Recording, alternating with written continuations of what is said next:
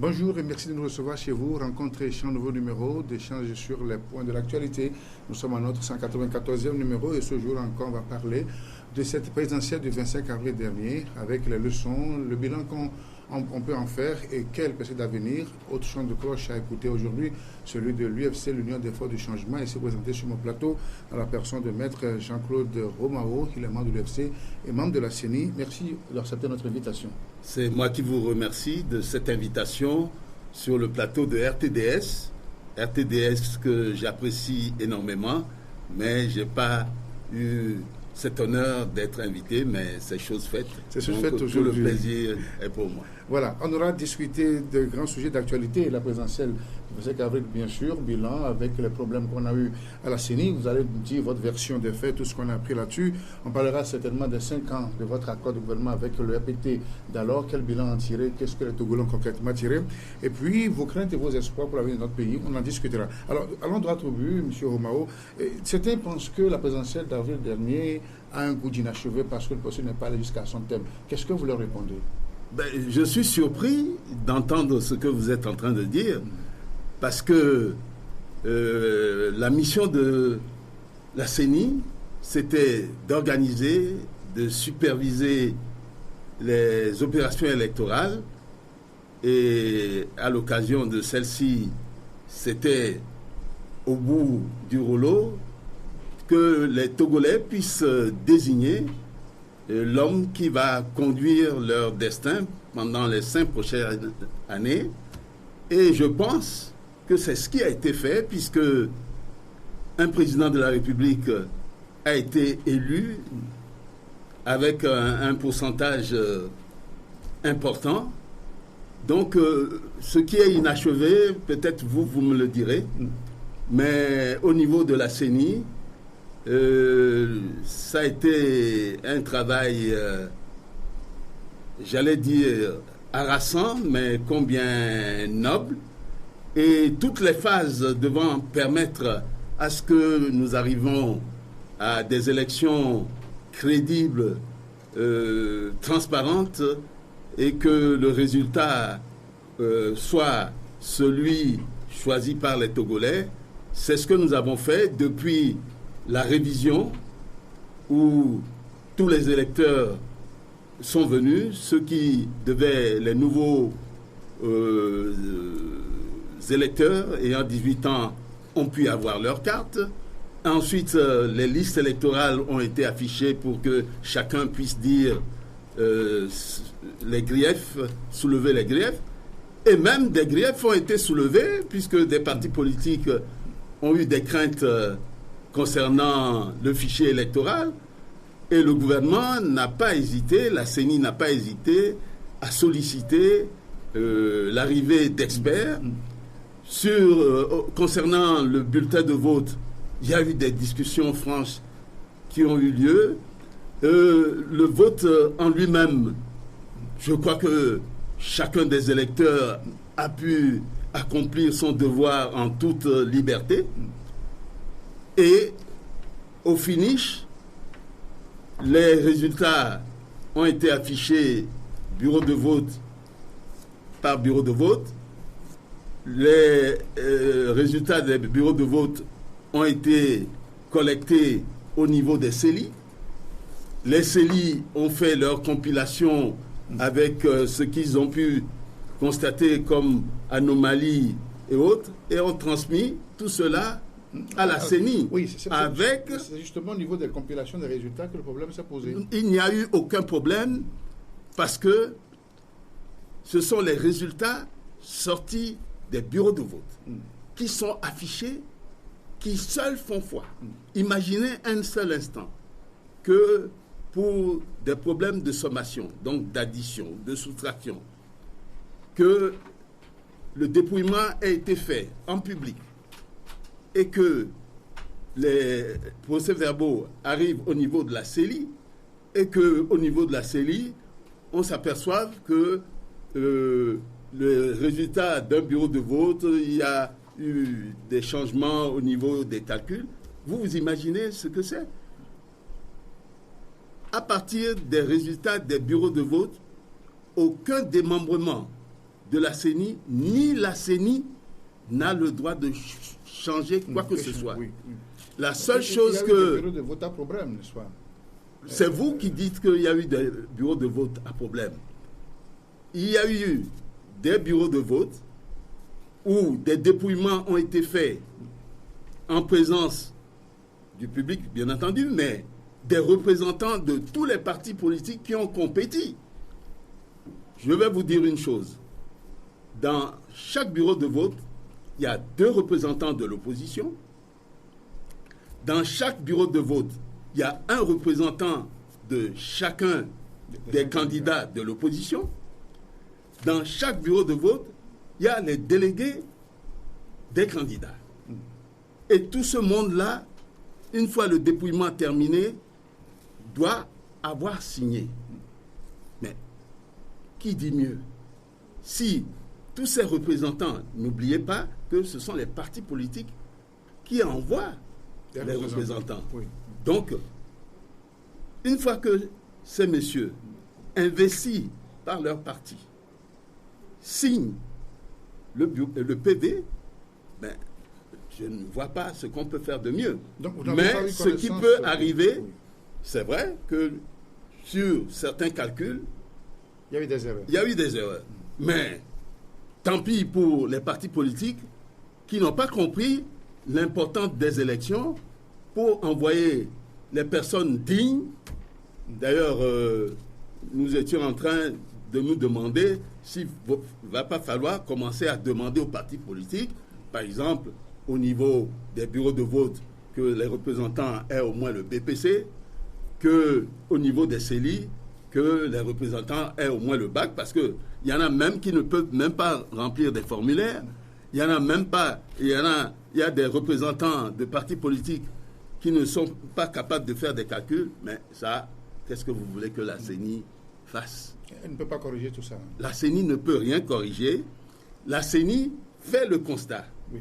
Par exemple, déjà, au niveau du bureau de vote, lorsqu'on constate, on dit le résultat est tel, mais nous constatons que dans l'additionnement, il y a problème.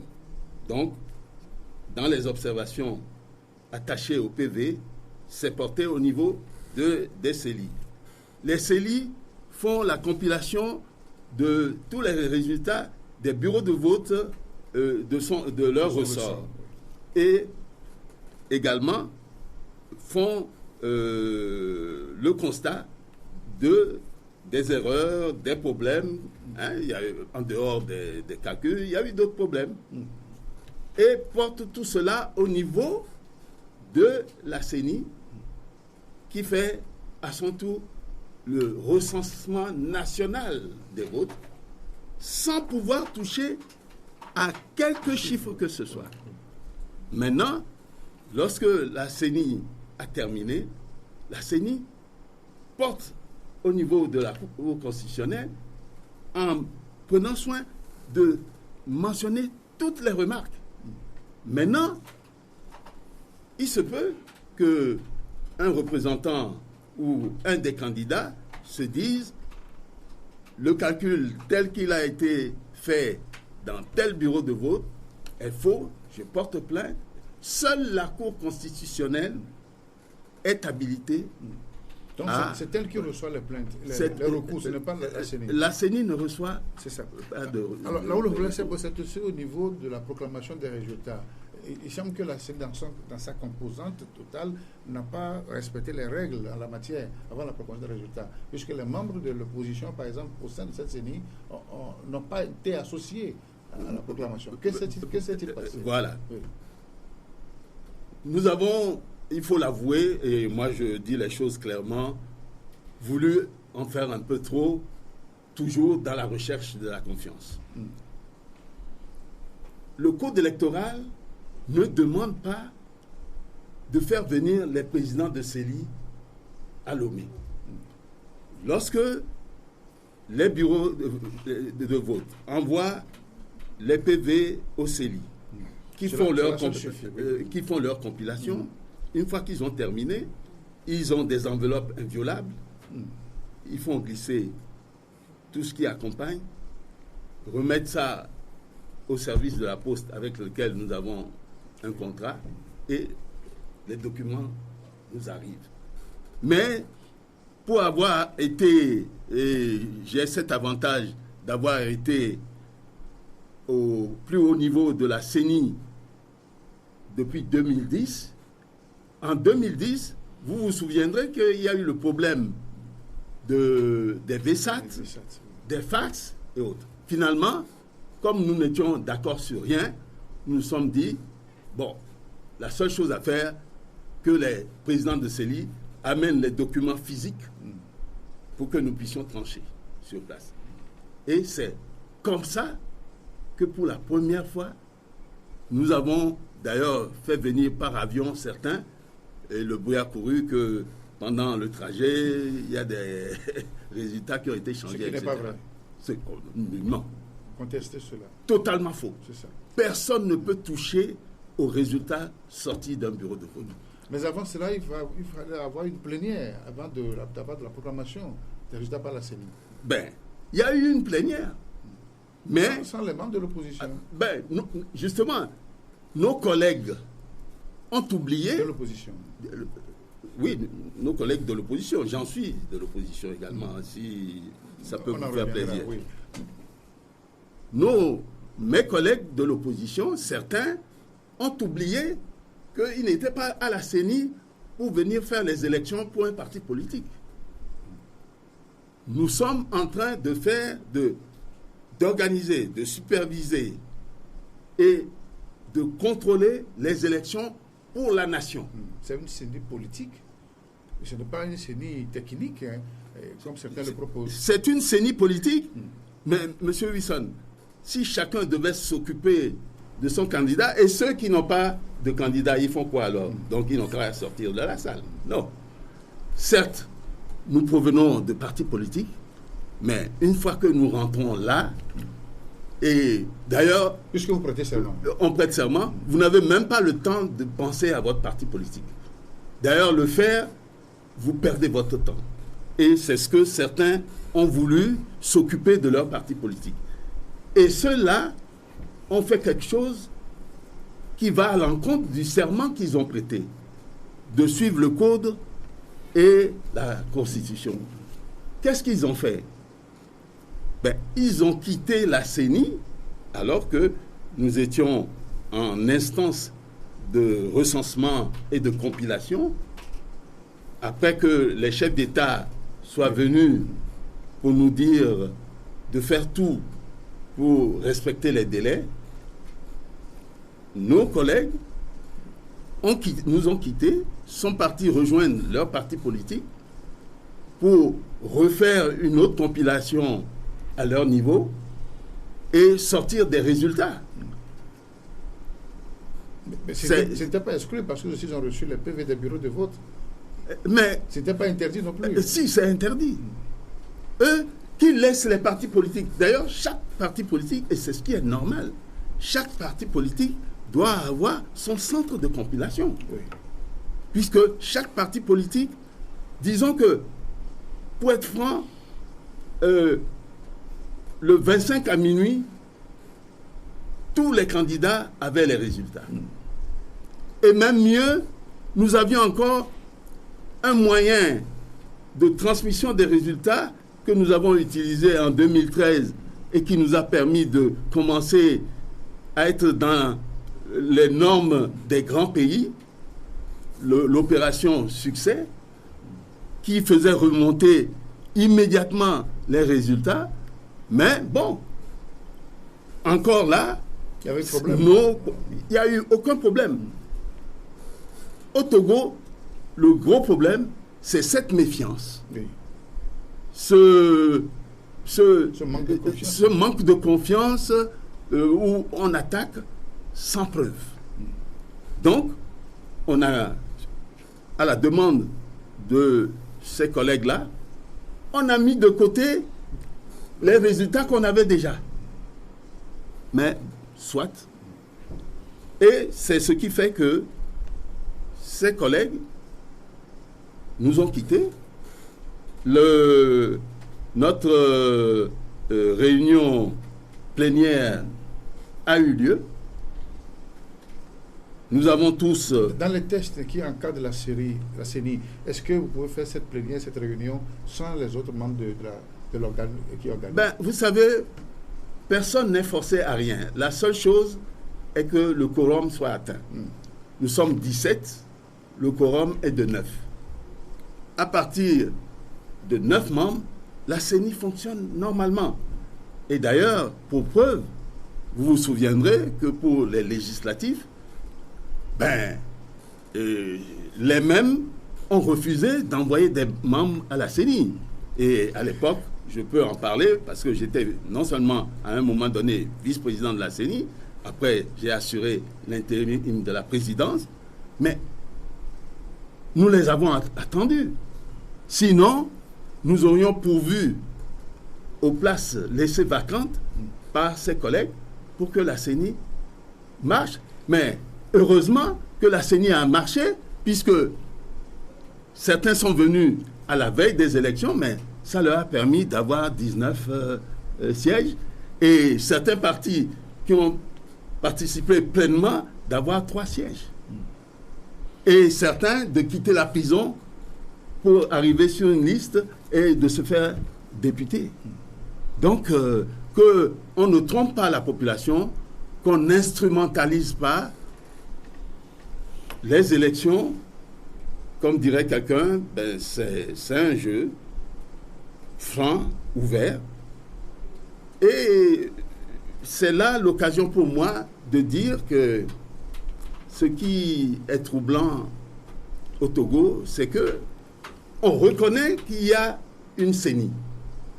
Que cette CENI, c'est elle qui organise, qui supervise, qui contrôle, mais on tourne le dos à la CENI, on ne veut pas voir la CENI. On ne veut pas reconnaître ses compétences, mais on est soumis à ses résultats. Il y a quelque chose qui ne tourne pas rond. C'est ça. Oui, mais ce qui embête, ce qui choque, ce qui inquiète, c'est cette proclamation, on dirait unilatérale, parce que tout le monde n'était pas à la table. On a parlé, n'est-ce pas, même de l'exclusion de certains membres de la CENI. Non. Au nom de quoi ils ont été exclus? D'abord, vous parlez de résultats unilatéraux. Mais chacun d'entre nous, les 17, nous avons été superviseurs sur le terrain. Chacun avait un certain nombre de CELI, et les camarades dont vous parlez ont été superviseurs. Non seulement au moment de la révision, mais également au moment du vote. Donc, ils ont tout vu, comment tout s'est passé. Donc, vous minimisez ce qui s'est passé à Pendial ou encore dans la Bina. On parle de 1000 voix, de 1000 problèmes qu'il fallait compter après. Donc, tout cela n'a pas existé? Non. Il y a effectivement des erreurs de calcul. Par exemple... Quand le nombre de votants dépasse le nombre d'inscrits. Oui, mais... Dans des proportions énormes. Ceux qui sont concernés n'ont qu'à... la différence de nombre le plus élevé est de 1000. Est de 1000 voix. 1000 voix, oui. Pas plus que ça. Mais c'est énorme, tu ne trouves pas? Oui, mais que les choses aillent suivre leur cours. La CENI ne peut rien changer à cela. Si dans un bureau de vote, le calcul a été mal fait, et qu'il y a une différence, par exemple, entre les nombres, les votants et les inscrits, et que ceux qui ont présidé aux destinées de ce bureau de vote ont dépouillé, ont transcrit, ont affiché. Donc, ce PV tombe dans le domaine public. Bon, encore qu'au Togo, on demande aux journalistes d'attendre que la proclamation soit faite, mais ils peuvent prendre bureau de vote par bureau de vote, mais ils n'ont pas le droit de faire la compilation. Mais imaginez que un journaliste intéressé par un bureau de vote dans la CELI des Lacs publie que dans tel bureau de vote, il y a telle chose. Et par la suite, les chiffres changent.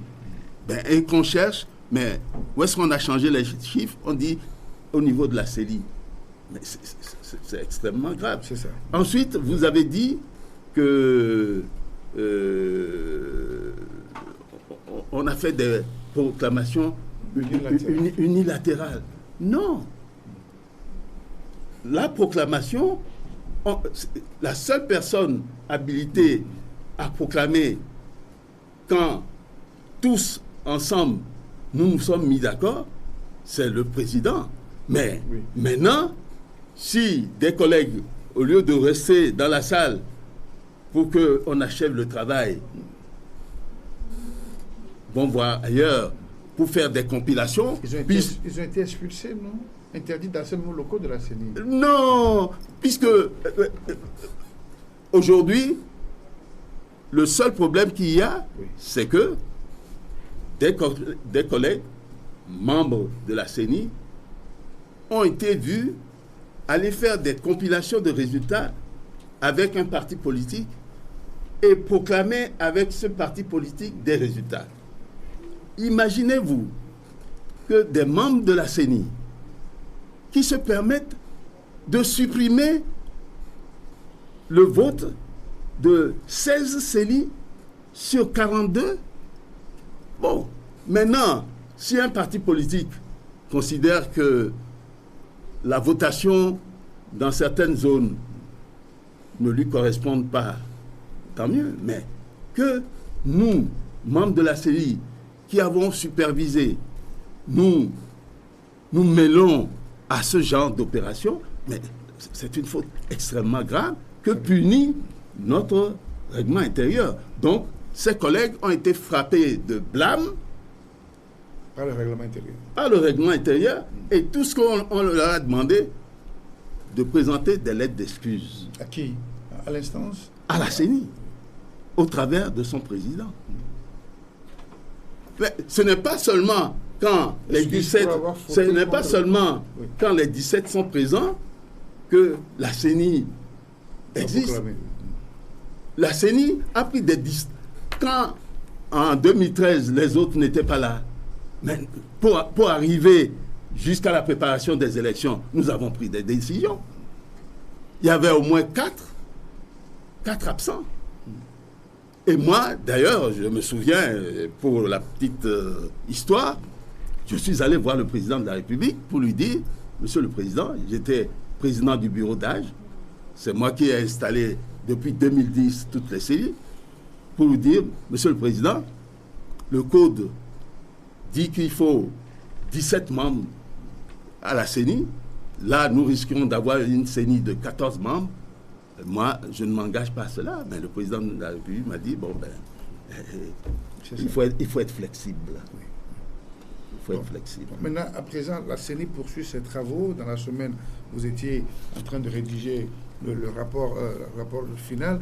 Et quelle est encore la légitimité de vos travaux? Puisque malgré l'absence de ces membres, vous continuez. Est-ce que c'est encore un cadre légal quand vous travaillez sans les autres composants? Mais je viens de vous dire que à partir du moment où la CENI réunit le quorum, le travail que la CENI fait, le fait dans la légalité. En totale légalité. Mais je vous ai donné l'exemple de 2013. Nous avons travaillé presque pendant 1 an pour préparer les élections législatives de 2013. Certains partis politiques ont refusé d'envoyer des membres à la CENI.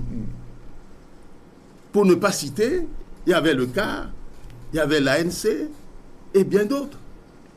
Mais nous avons fonctionné. C'est ça. Nous avons tenté si bien fonctionné que les choses leur ont permis d'arriver comme cheveux sur la soupe et de s'attraper 19 sièges. Mais ils n'ont pas dit, ah non, nous n'avons pas participé aux travaux qui ont abouti à la mise en place. Donc, nous refusons d'être députés. Alors, bien merci. Rencontre et échange de numéro, nous parlons des leçons à tirer de la présidentielle d'avril 2015. Jean-Claude est mon invité. C'est avec lui que nous parlons de ce sujet. Autre préoccupation, finalement, Afon Gnassingbé a été réélu, soit avec un nouveau Premier ministre qui a été désigné, et après plus d'un mois d'attente, et alors nous enregistrons cette émission, on est toujours dans l'attente, n'est-ce pas? Et selon vous, qu'est-ce qui explique cette lenteur dans le choix et les décisions du chef de l'État? Permettez d'abord que je revienne. Vous avez dit Faure Gnassingbé a été finalement. Oui, mais... je ne sais pas. Ça vient finalement malgré les polémiques, malgré les contestations. Finalement, oui. Ça veut dire qu'il y a eu une bataille, machin, tout ça. Non, mais c'est un candidat comme un autre.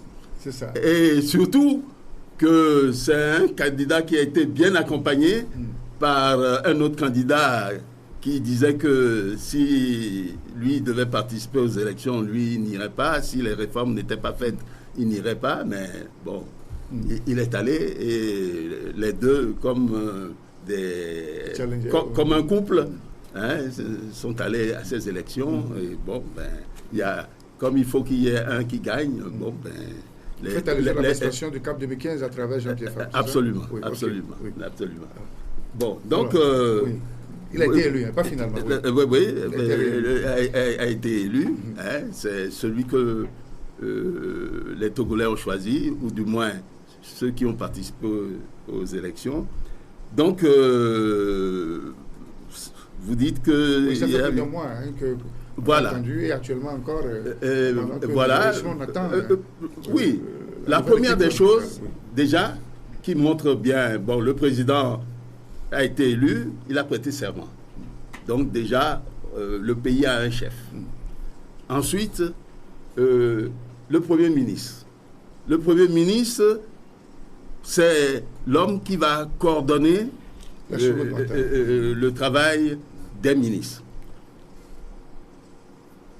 Connaissant le Togo, et on est surpris parce qu'on attend, et le pays est dans l'attente, les dossiers sont là, mais le choix des ministres, nous voulons, autant on voulait un président acceptable, si on peut se le permettre, nous voulons également des ministres acceptables. Le Togo est petit, le président de la République, il est peut-être là où il est, mais il écoute beaucoup, etc. Non seulement, je suis sûr que le choix au sein de son propre parti n'est pas facile à faire. Et si je crois à ce qu'on entend, qu'il peut y avoir des ouvertures vers certains partis, autres partis politiques, ces ouvertures aussi doivent être négociées avec les partis politiques auxquels appartiennent ceux qui éventuellement feront partie de cette ouverture. Donc, c'est vrai que ça tarde à venir. Ça prend du temps, oui. Ça prend du temps, je reconnais avec vous. Mais... pourtant, gouverner, c'est prévoir. Gouverner, absolument. Il savait qu'il allait gagner, donc il devait... Autant que faire se peut penser déjà... Ah bon? Il savait qu'il allait gagner?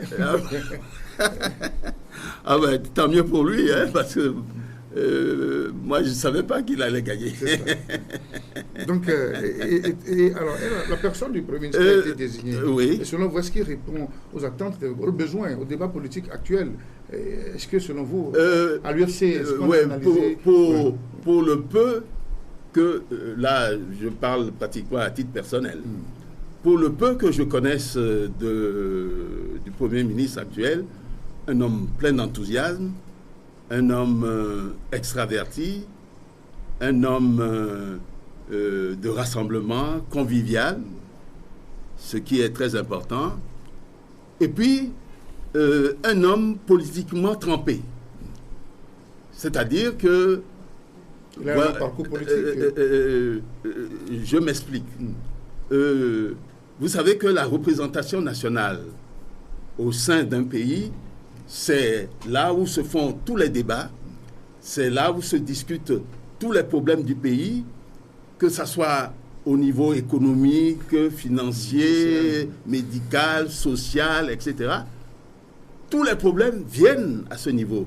Et il se fait que le Premier ministre actuel a eu cette chance d'être au niveau de la présidence de la représentation nationale.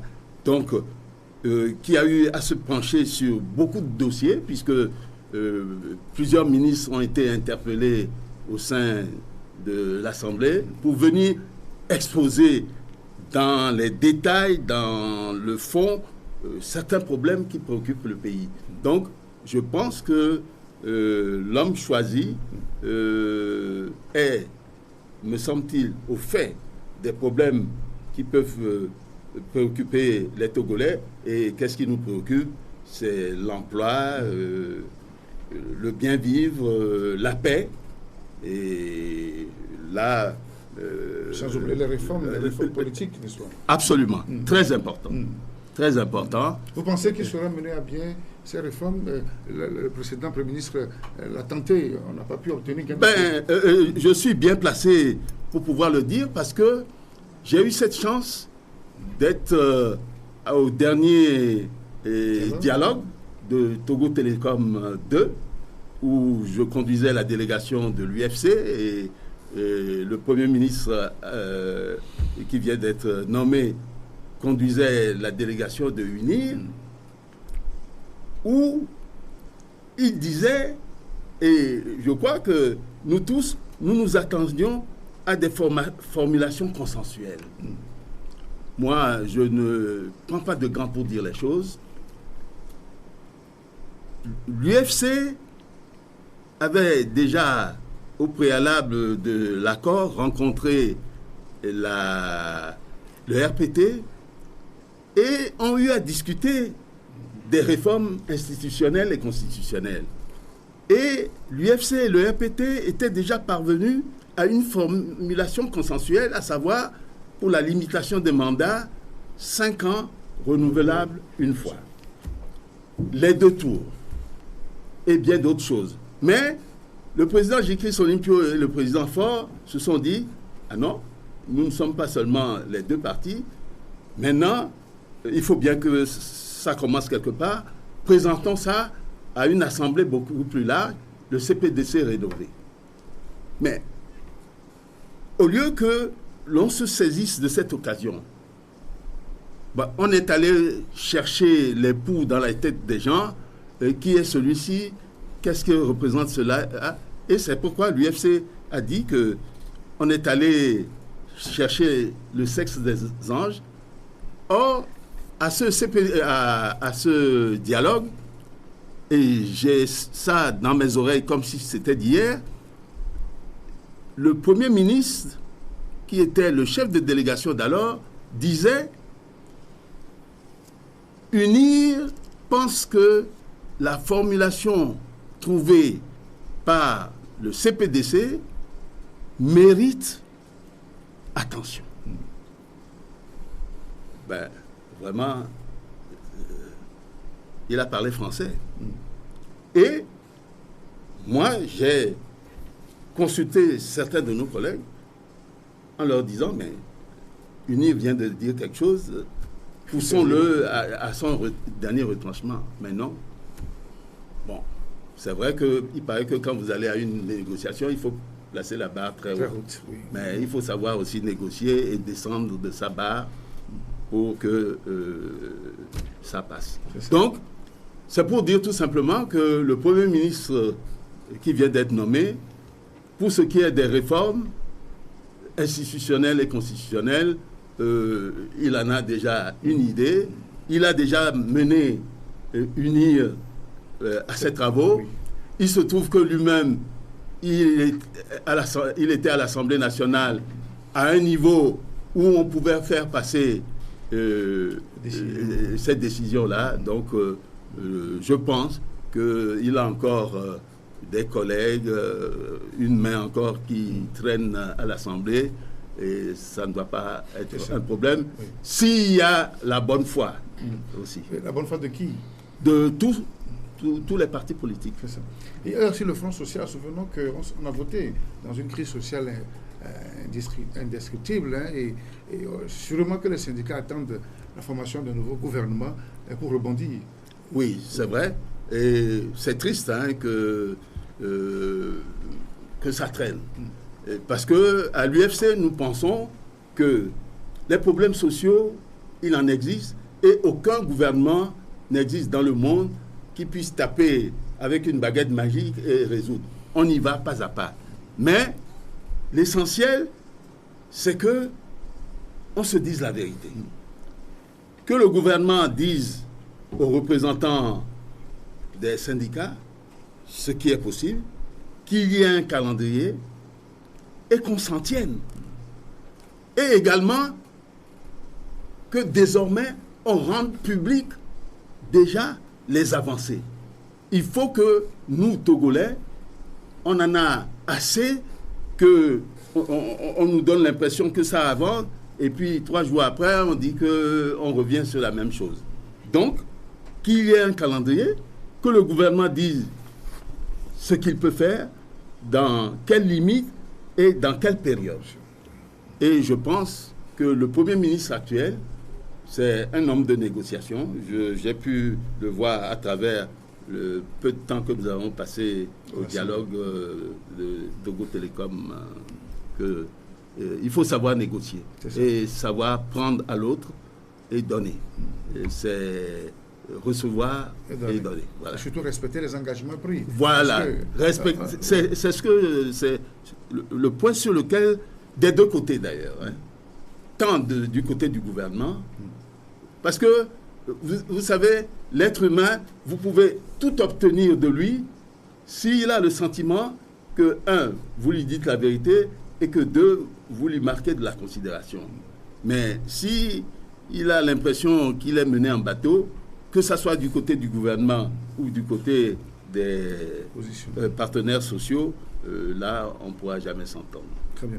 Autre préoccupation, il y a cela 5 ans, en 2010, après la présidentielle, l'UFC signait un accord qu'on avait qualifié d'historique avec le régime RPT d'alors. 5 ans après, quel bilan, quelle analyse faire de cet accord concrètement? Et c'est la question des Togolais. Qu'est-ce que ça a pu apporter dans la vie du citoyen lambda? Les Togolais qui se posent cette question avec toute la considération que j'ai pour nos compatriotes ont la mémoire courte. Dans ce même pays, nous avons connu des drames liés seulement à l'appartenance politique, des drames liés au fait que le citoyen togolais veut s'exprimer sur la vie de sa nation, sur la gouvernance du pays, sur bien de choses, et peut se retrouver dans des situations d'exaction. Aujourd'hui, tout cela est terminé. Je ne pense pas trop dire que dans cet affrontement pouvoir-opposition, au niveau de l'opposition, qu'est-ce qu'il y avait?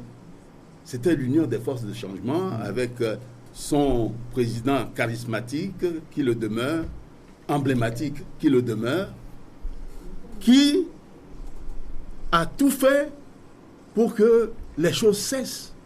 Le président Jikris Olympio dit que plus jamais au Togo, on ne va faire la politique avec des kalachnikovs, avec des coups de bâton, ou que quelqu'un qui s'exprimerait se verrait être l'objet d'exaction. C'est ça. Donc, l'apaisement, la paix. Et ce n'est pas un aveu de faiblesse. Hein? Absolument. Et autre chose, oui, contrairement à ce que les gens pensent, cet accord n'est pas tombé du ciel. Un beau jour. Cet accord est venu du fait que, à son arrivée au pouvoir, le président Faure lui-même, avec certains de ses collaborateurs, a souhaité rencontrer le président Jikris Olympio par l'intermédiaire du Vatican, par Sant'Egidio. Et heureusement que les deux hommes étaient disposés à se rencontrer parce que on regrette, c'était pas évident.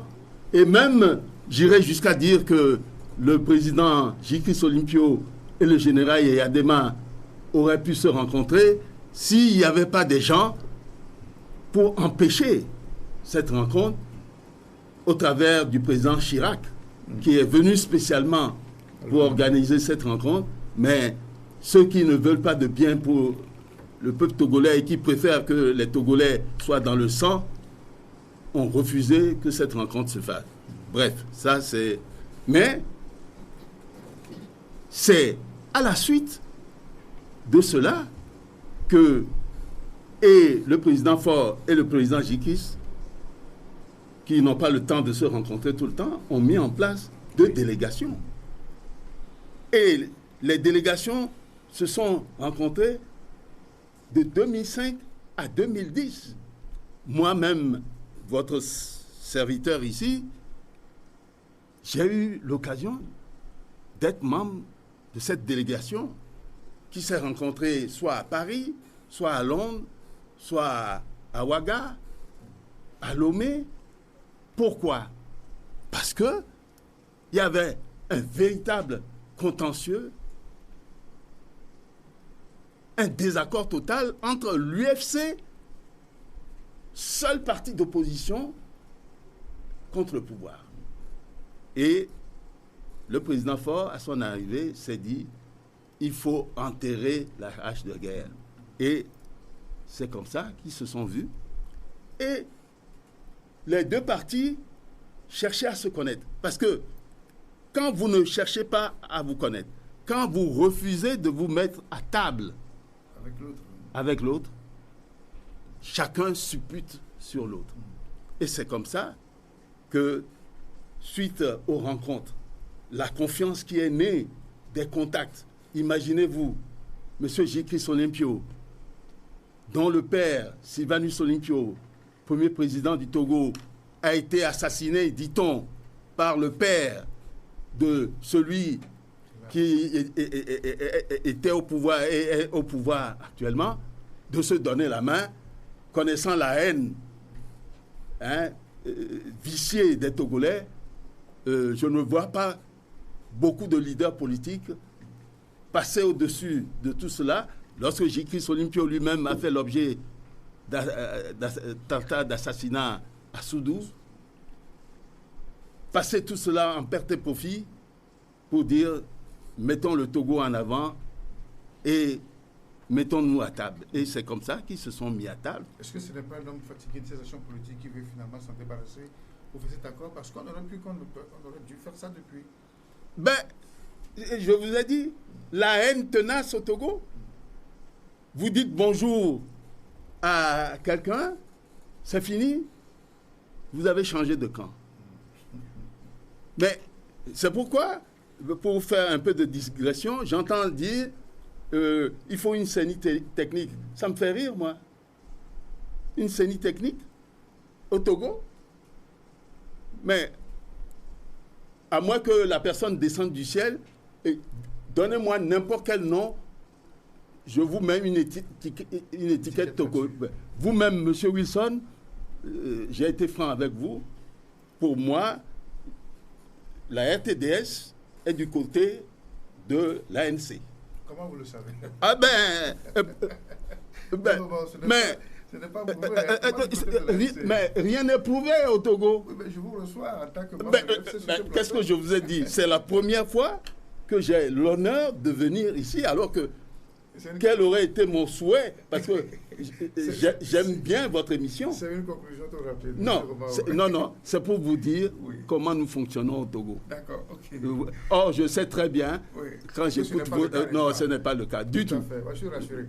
Est-ce que cet accord 2010 est toujours d'actualité? Alors, cet accord 2010, qu'est-ce qu'il a permis? L'apaisement. Et vous l'avez dit, l'apaisement. L'apaisement, oui, mais sans apaisement, il n'y a rien. D'abord, à l'intérieur du pays, on ne s'entend pas pour faire progresser les choses. Et vis-à-vis de l'extérieur, quel pays viendrait coopérer avec un autre où on s'entretue, où il y a des chamailles tout le temps? Mais vous avez pu voir quand Madame Hillary Clinton devait venir à Lomé. Vous savez que les Américains ne font pas dans le détail. Avant qu'elle ne quitte Washington, elle sait qu'au Togo, elle n'aura à serrer que 2 mains. D'ailleurs, elle n'est même pas rentrée à l'intérieur du pays, elle n'est même pas venue dans Lomé, c'est à l'aéroport que tout s'est conclu. Mais c'est grâce à cet accord. C'est grâce à cet accord. C'est grâce à cet accord. Et le président Faure même le dit aux partenaires, n'ayez pas crainte, venez investir au Togo, puisque le principal acteur de l'opposition que vous pouvez craindre, nous travaillons ensemble. Quand le président Faure devait aller faire une visite d'État au Ghana la dernière fois, il a eu cette présence d'esprit d'amener avec lui M. Jikis Olympio, qui connaît tous les hommes politiques du Ghana. Vous savez que le président Mahaman est voisin du président Jikis Olympio à Accra.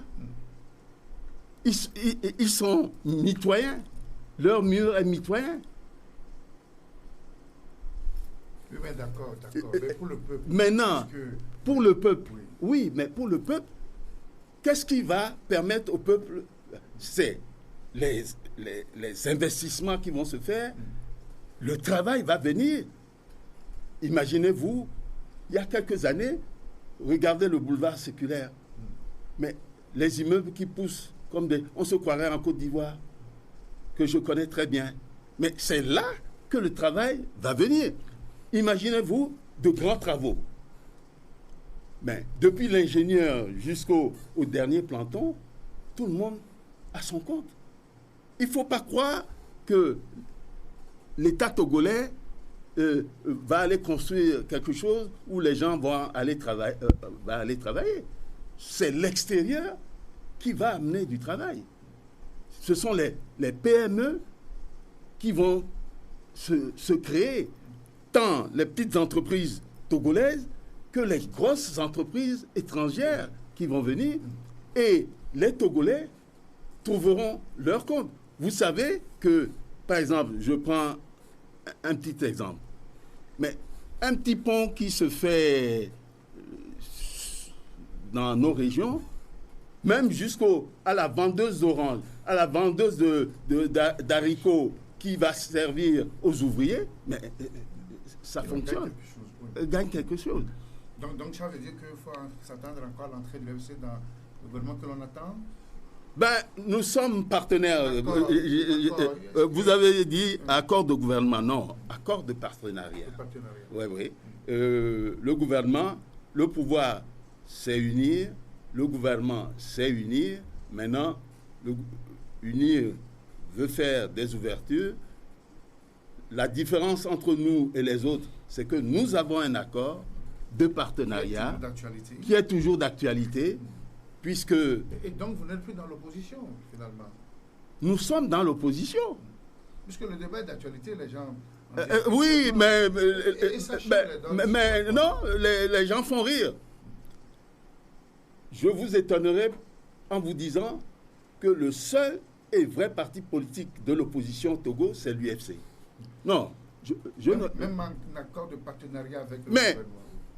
L'accord de partenariat, on a vu Wade dans le gouvernement de Abdou Diouf, on a vu dans le gouvernement de Gbagbo des militants du RDR, etc. Est-ce à dire qu'ils ont fait fusion? Non. D'ailleurs... Vous avez soutenu l'UNIF pour cette présidentielle, bien sûr? Oui, mais si on ne soutient pas notre... D'abord, on n'avait pas de candidat. Et puis, notre souhait, c'est de voir notre partenaire gagner, pourquoi pas. Et surtout que nous avons bien mentionné en sortant un mémorandum qui dit que Jean-Pierre Fabre est un obstacle à l'alternance pacifique. Et nous saurons le démontrer. Ce qui nous le fait dire, c'est que un parti qui choisit la violence comme mode de travail... On n'a pas pris les armes au niveau de l'ANC. Les injures, les menaces. Aujourd'hui, contre qui? Contre l'UFC. À chaque sortie de l'UFC, chaque 27 avril, avant d'aller à la plage, nos militants se font rosser proprement par les militants de l'UFC.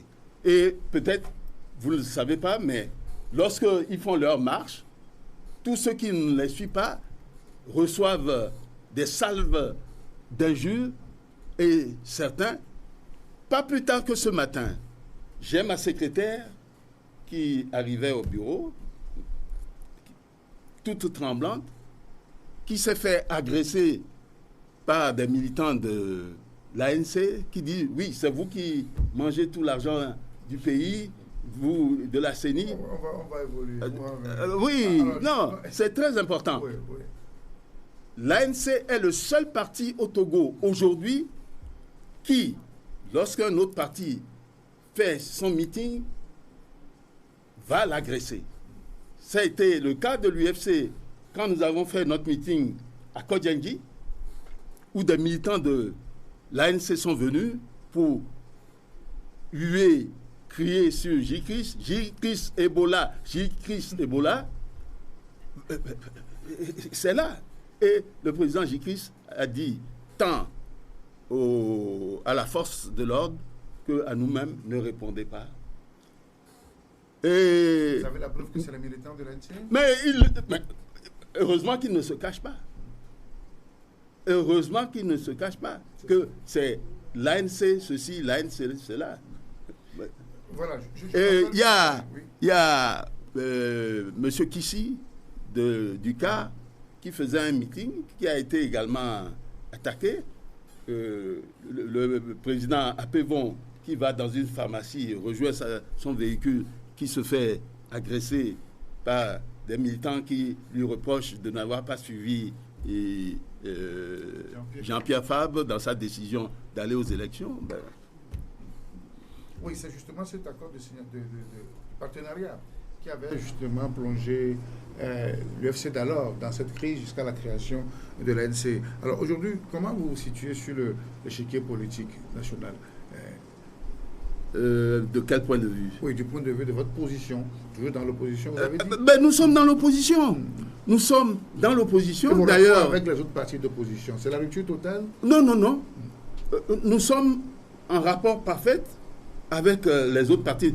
M. J-Christ Olympio se voit assez souvent avec le président Agboibo, le président, comment il s'appelle, le président, pas le président Apevon, le président Agboibo, bon, peut-être question d'âge, Ninavi, le président de l'ADI, Gogué, oui. Tout ce monde-là vient régulièrement voir le président J-Christ. Le président J-Christ a envoyé plusieurs fois des messagers vers M. Fabre et M. Patrick Lawson. Pour dire quoi? Que contient le message? Une discrétion, oui. Oui, le message, mais ils se connaissent depuis de longue date, 30 ans. Jusque-là, M. Olympio ne sait pas ce qu'il a fait de mal à ces messieurs-là. La politique. Et M. Patrick Lawson et M. Olympio, ça fait 37 ans. Les affaires de Patrick Lawson sont toujours dans les caves de la résidence parisienne de M. J-Christ Olympio. Quand M. Comment il s'appelle? M. Lawson, bon, dans un temps très récent, est malade, c'est le médecin de M. Olympio qui s'occupe de Patrick Lawson. Donc c'est seulement la politique qui les divise. Comment la politique peut diviser à ce point? Mais M. J-Christ Olympio et M. Lawson, d'accord, ok. M. Olympio ne comprend pas, il attend lui aussi qu'un jour, ils aient le courage de venir lui dire « Vous nous avez causé un gros préjudice à nous qui vaut cette rupture. » Pour le moment, M. Olympio attend. Bien, merci. Vous êtes resté toujours attaché, soit à votre formation d'origine à l'Union des forces du changement. Alors, finalement, la présidentielle, alors, vous n'aimez pas le mot finalement, la présidentielle étant terminée, il faut relancer les débats d'actualité, les réformes. Et comment l'UFC entend relancer ces débats, ces enjeux, ces défis qui nous attendent dans les 5 prochaines années? Aussi, heureusement que M. Olympio et le président Faure ont eu cette intelligence de savoir que seul le dialogue... C'est les deux qui gèrent finalement le pays. Seul le dialogue... mais vous me demandez comment nous envisageons les choses. C'est ça. Et allez-y. On ne peut pas initier des choses et dire qu'on ne va pas s'approcher du pouvoir. Non, c'est tromper les Togolais. Hein. Alors, donc, les deux ont cette chance d'avoir mis un pont qui permet un contact permanent. Pas plus tard qu'il y a une semaine, monsieur le président Faure a fait la surprise au président J-Christ Olympio d'aller lui rendre visite chez lui, à la maison, alors que en toute simplicité. Il parle du pays quand ils se rencontrent. Absolument. Ce n'est pas des questions qui les Absolument. intéressent. Oui. Je vais vous donner un exemple. Oui. Il y a un projet qui tient à cœur au président J-Christ Olympio. C'est le projet de l'OTI, à savoir que M. Olympio, qui, je vous ai dit, c'est par hasard que M. Olympio est venu à la politique, voyant la façon dont ses concitoyens étaient maltraités. Bon, il est venu à la politique. Mais sinon, c'est un économiste. M. Olympio avait des usines au Ghana, en Afrique du Sud et autres. Et là, oui, le projet de l'OTI pour la mise en place d'une raffinerie, parce que la raffinerie d'Anié, pour ce qu'elle produit, ne suffit même pas à la consommation togolaise pour parler même d'exportation. Donc là, c'est un projet où M. Olympio, avec l'accord du président Faure, et en rapport avec le ministre de l'Agriculture, sont en train de mettre ça sur pied. Autre chose, l'approvisionnement du Togo en eau. Le président J-Christ Olympio a fait la proposition au président Faure. Et déjà, du temps de l'ancien président ghanéen Atta Mills, et vous voyez pourquoi l'intérêt du président J-Christ qui connaît tout le milieu ghanéen. Donc, le président J-Christ a pu voir le président Atta Mills et a convenu avec lui que le surplus d'eau que le barrage ghanéen renvoie dans la mer, que le Togo puisse le récupérer par des canaux qui vont longer la frontière et qui vont, sur le parcours, alimenter et irriguer les terres togolaises. Maintenant, pour le mandat qui vient, les réformes, très importantes, et les problèmes sociaux à régler, mais ça doit être un mandat plus de politique politicienne. J'ai entendu la présidente du CAP 2015 dire, et c'est triste, et je crois qu'elle me regarde parce que je n'en crois pas mes oreilles. Elle dit qu'ils vont continuer à réclamer leur victoire jusqu'à la fin du mandat. Je crois qu'il y a autre chose à faire que de réclamer une victoire, surtout lorsque les résultats ont été proclamés dans la plus grande transparence possible, à moins que, et ils disent qu'ils ont des preuves, mais ces preuves n'arrivent jamais. Même les ambassadeurs ont demandé que les preuves leur soient apportées. Et pas plus tard qu'il y a 2 jours, l'ambassadeur de France était là. Bon, c'est un élément séparé. On voulait savoir si au moins eux, ils avaient des éléments de preuve de fraude, de ceci et de cela. Malheureusement, à part l'ANC ou bien la CAP 2015, plus personne ne sait de quelle fraude on parle. Si c'est les sommations qui n'ont pas été correctes, il suffisait d'aller à la Cour constitutionnelle, mais si en plus de ça on dit que l'institution chargée de régler les contentieux, on ne la considère pas, alors qu'on a prêté serment, on a fait valider sa signature, on a été accepté comme Togolais par cette même Cour constitutionnelle. Non, je crois qu'il y a de l'amusement et l'on se moque des Togolais et il faut que ça cesse. Oui, concrètement, pour terminer cette émission, M. Jean-Claude Roumao, quelles sont vos craintes et vos espoirs pour l'avenir de notre pays? Ben, les craintes, c'est que l'on continue ce genre de politique politicienne. Je crois qu'il faut qu'on passe à autre chose. Et le Togo, ce petit pays beau comme tout, où la nature nous a dotés de tout, il faut que, une fois les élections passées, comme disait quelqu'un au président Fabre, maintenant les gamineries, il faut les cesser, il faut revenir à la maison pour que nous fassions les comptes de ce qui a marché, de ce qui n'a pas marché. Et puis par ailleurs, un parti comme l'ANC a des cadres valables. Hein, c'est le parti qui a le plus d'avocats. J'en suis un, donc je ne me jette pas des fleurs. Mais que tout ce monde-là se mette à table. Que Madame Djamabou Johnson, qui préside aux destinées d'un parti qui a les meilleurs cadres de la nation, revienne et mette ces cadres-là à la disposition du pays. Qu'on cesse, on ne va pas se mettre sur des élections pendant 5 ans.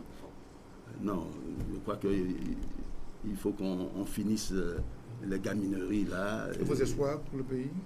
Alors, espoir pour le pays, c'est que le Togo a beaucoup de retard par rapport aux pays voisins. Et je crois que dans les derniers 5 ans, le président Faure, il me semble, a compris que sur le plan des infrastructures et autres, on a pris beaucoup de retard. Et bon, ben, je reviens de Sokodé. Je suis arrivé hier nuit, donc j'ai vu les travaux gigantesques d'infrastructures routières qui sont faites. Voilà. Donc, bien, merci, M. Jean-Claude Roumao. C'est moi qui remercie RTDS. Vous qui nous avez étiqueté, n'est-ce pas? C'est vous qui êtes non, c'est pour vous taquiner. RTDS, c'est l'une des meilleures chaînes que... Non, je ne le dis pas pour vous. Je vous vois. D'abord, vous-même présentant l'émission, c'est agréable à entendre. Et puis, les images sont bien choisies. Enfin, merci vraiment, beaucoup. Félicitations à RTDS. Bien, mes téléspectateurs, c'est la fin de ce numéro de Rencontre Échange. Je vous remercie d'avoir suivi. La semaine prochaine pour d'autres réflexions. Et voyez à très vite.